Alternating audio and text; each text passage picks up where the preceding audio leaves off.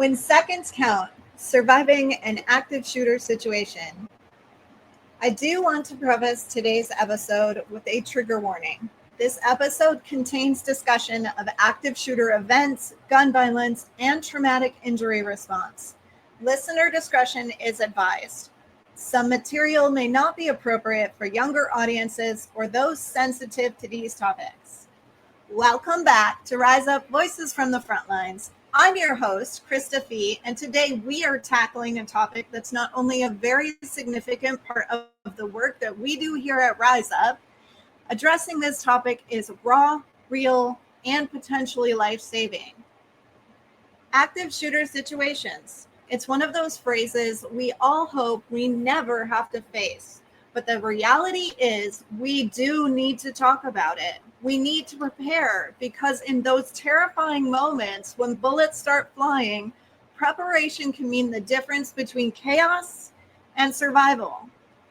In today's episode, we are covering what to do if you find yourself in an active shooter situation, how to mentally and physically prepare your family, especially children, the must-have tools for trauma care in the field, and how to build and carry your own personal trauma kit that could save your life.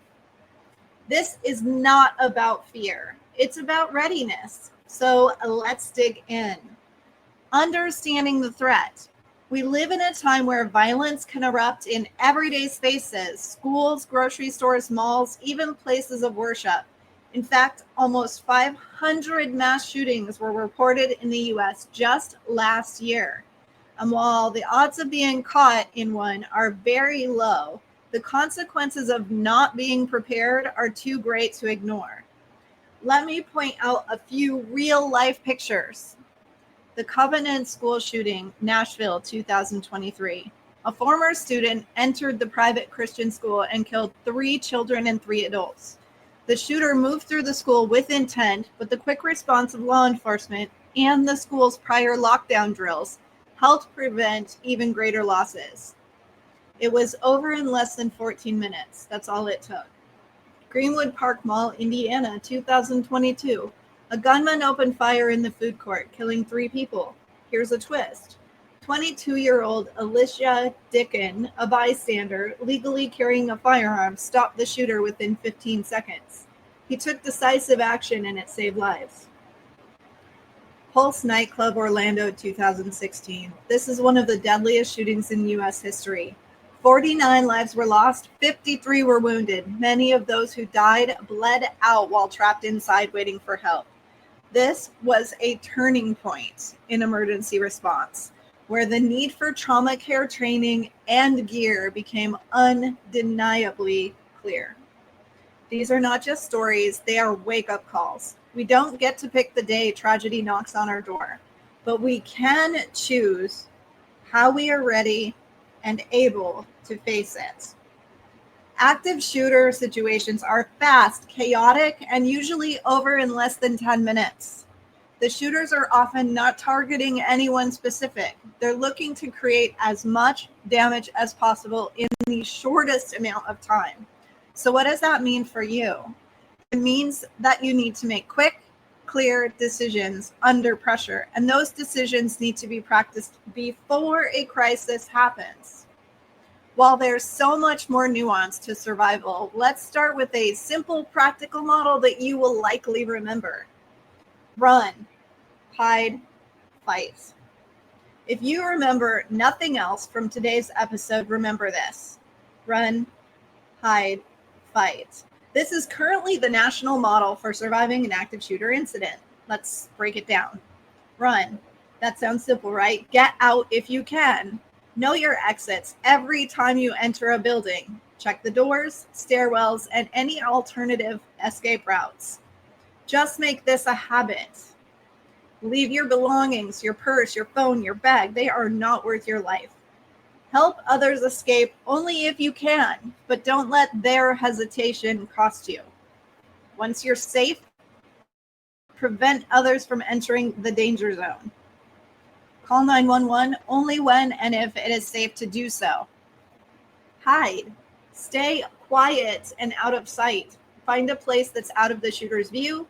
Lock and barricade the door. Use furniture, cords, anything heavy.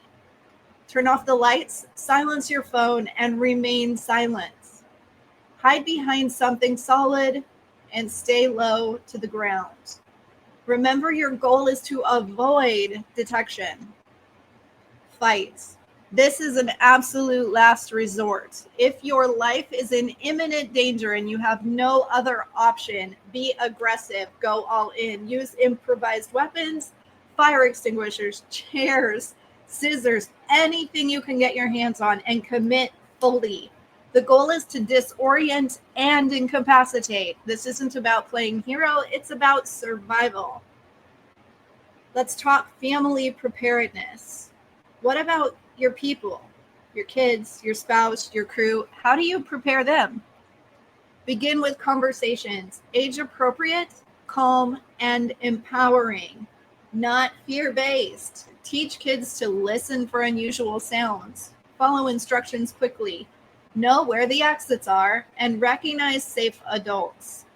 Practice drills like fire drills, but for intruder scenarios. Practice at the mall, at the park, at church. Get them used to making quick decisions by asking, where would I run? Where could I hide? Talk through scenarios during car rides or while doing chores. Keep it casual, but consistent. Repetition builds reflexes. Here's another real life reminder. On June 21st, 2024, in Arkansas, a gunman opened fire outside and inside the Mad Butcher supermarket in the middle of the day. 4 people were killed, 9 others were injured, including a young nurse named Callie Weems. She was shot while trying to help another victim.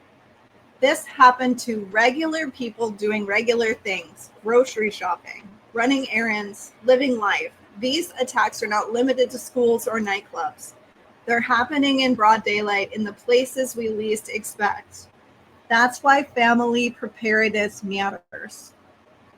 The personal trauma kit. This is a huge part of the Rise Up mission. Let's talk gearing up, specifically your personal trauma kit. In any violent event, it's not just bullets that kill, it's bleeding out. And death from blood loss can happen in less than 5 minutes. That's why your best bet isn't just escape, it's being able to keep yourself or others alive until help arrives. Every parent, every teacher, every responder, every person should carry a compact trauma kit. You can clip it on your belt in a mole pouch, or keep it in your glove box or go bag, or all of the above. Here's what Stop the Bleed recommends your kit should include: tourniquets. Now, we will have an entire podcast episode on tourniquets. Make sure they are CAT or RATS tourniquets, the real deal, not Amazon knockoffs. This is extremely important, and I cannot stress this enough. Hemostatic gauze like QuikClot or Celox, compressed gauze or trauma dressings, chest seals, vented and non-vented, trauma shears for cutting through clothing, nitrile gloves, CPR face shield, thermal emergency blanket. We should always have those in our emergency kits. Medical tape, a permanent marker, a mini flashlight or glow stick, and then the instructions for basic bleeding control if you happen to have those things ready. Before you ask, yes, you can learn how to use all of this, and you can purchase a pre-made kit. There are Stop the Bleed trainings offered all across the U.S., and I highly recommend that everyone takes one. Bring your teen, bring your neighbor. Knowledge saves lives. Community and classroom preparedness. Again, this is a big focus of Rise Up Phoenix Trauma and Crisis Institute programming. We need to normalize readiness in every environment. That means trauma kits in every classroom and every teacher taught how to use them. Response drills in schools and community centers for children and adults. Emergency plans for churches, clubs, and workplaces. Leaders stepping up to get trained and train others. Be the one who brings it up, who organizes it, who makes it happen. And if you need help, please bring Rise Up Phoenix Trauma and Crisis Institute in to help your organization with prevention, preparation, protection, resilience, response, and recovery for the best possible outcomes in the worst possible situations. Let's close this out. The world is changing, and while we can't always control what's happening to us, we can absolutely control how we prepare, how we respond, and how we protect the people that we love. Preparedness is not panic, it is power. So let's stay alert, stay ready, and stay brave. If today's episode resonates with you, do me a favor. Share it with your spouse, your child's school, your local PTA, your church, your friend group. Let's turn information into action. Keep an eye out on our website, riseuphoenix.org, RISEUP, Phoenix, PHOENIX.org, and our social media and podcast channels, as we'll be bringing you tons of free and low-cost resources to family and community safety, from books and workbooks to trainings and masterclasses, and even the Building Blocks Kids community, which addresses these topics in depth. Until next time, stay safe, stay grounded, and remember, we rise up together.